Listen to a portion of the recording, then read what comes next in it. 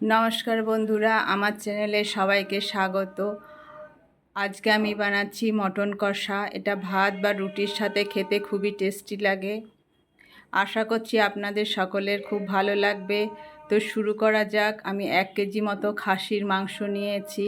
প্রথমে মাংসটা কুকারে সেদ্ধ করে নেব। তার জন্য কুকারে মাংস, পরিমাণ মতো জল, গোটা গরম মশলা, নুন আর হলুদ দিয়ে প্রথমে হাই ফ্লেমে একটা সিটি এবং তারপর সিমে 5 মিনিট রেখে দিলেই মটন সিদ্ধ হয়ে যাবে।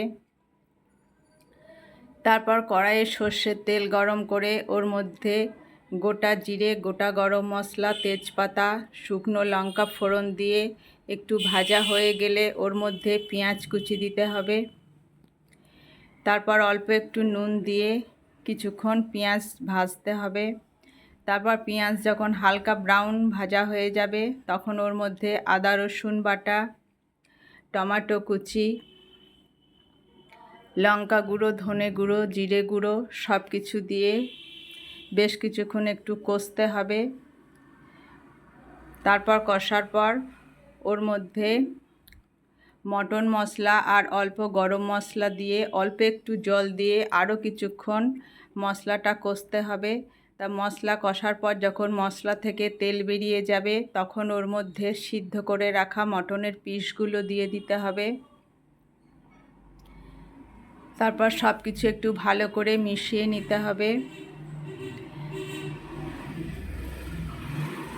মটন তো আগে সিদ্ধ করাই ছিল, তাই আর বেশিক্ষণ সিদ্ধ করতে হবে না।